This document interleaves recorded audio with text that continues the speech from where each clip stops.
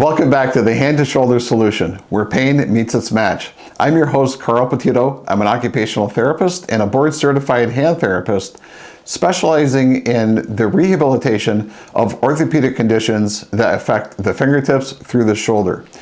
Today I'd like to talk a little bit more about arthritis. It's quite common that after surgery, whether it be a small surgery or a larger surgery, that arthritis gets exacerbated or really excited. Arthritis can very easily get worse after an event, whether it be a small car accident or a surgery or a fall or even just bumping your hand and wrist, bumping your elbow. But quite often after, for example, a trigger finger release surgery or a carpal tunnel release surgery or a tennis elbow surgery or a fracture that has to be repaired with plates and screws, for example. The old saying is that arthritis loves a party. And the party is whatever event occurred, and now the arthritis is all excited. So remember, the itis means inflammation and arthro means joint. So let's take, for example, carpal tunnel release surgery.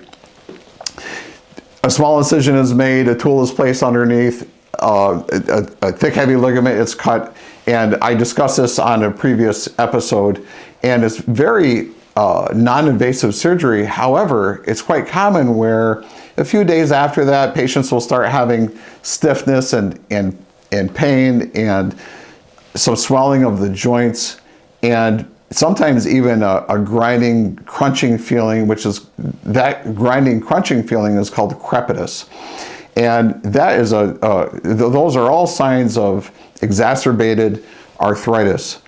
Well, there's some temptations because when the arthritis expands, it makes the joints feel very stiff, so patients will want to just try to keep it moving. But the trap here is that when you try to keep it moving, it'll feel good while people are doing it, but then when people stop, now the inflammation is worse because the joint surface is rubbing on itself, and it causes increased irritation, which therefore causes more expansion internally and makes it even tighter. Additionally, the pain will increase, and with increased pain, people will want to rub their joints, which that's a natural thing to want to do too. So if you hit a bigger part of your body, let's say for example your shin, you hit your shin on the edge of the table or on something the first thing you want to do is reach down and rub it. That's natural because deep pressure releases chemicals that decrease pain. However, in the wrist and hand, all of these tiny bones, all of these areas, and you can notice that some of them have some smaller rounded areas that sort of point out.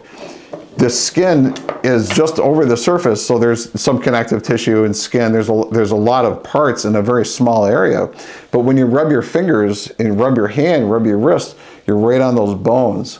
And it's immediately aggravational to the arthritis, and it increases the itis, the inflammation. I invite you to watch other videos that I have posted on how to really specifically handle the arthritis. But here's what not to do. Do not fall into the trap of habitual range of motion, habitual movement. Also, do not fall into the trap of self-massage, rubbing those painful joints. What a person can do is first thing in the morning when the inflammation is at its lowest point, use electric heating pad around the wrist and hand for 10 or 15 minutes in the morning only. The hand and wrist has been resting all night long. Therefore, the irritation or the inflammation is at its lowest point of the day. During the day, you start using your hand, and that's good range of motion, that's good movement, use of the hand. And it should wake up naturally, not being forced to start moving. It should wake up naturally, which the heat will allow it to wake up naturally as well. It'll increase the blood flow and bring more oxygen and nutrients to all the joint surfaces.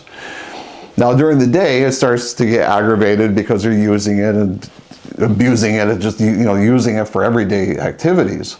So cold shrinks. So then what's a lot more effective for the wrist and hand versus a cold pack is cold running water. So you put the fingers and wrists under the cold running water only till it's deeply cold, and I'll go up to this bony area right here. You can see on my wrist where on your wrist, you can see where it juts up.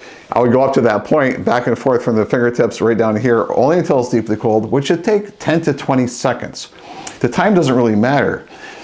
I've had patients come back to the clinic and say, boy, you know, that really helps a lot. My pain is gone, but gee whiz, putting it underneath that cold running water is just torture. I said, well, if it's torture, it's under there way too long. So right when it starts to feel cold, done. And that is more effective than an ice pack for 10 minutes. It's rare in life that something easier and quicker is better, but this is one of those times, so let's take advantage of it. I have some people come in with huge painful joints and they're experiencing 8 out of 10 pain. And their hand is physically warmer than the other side due to the inflammation.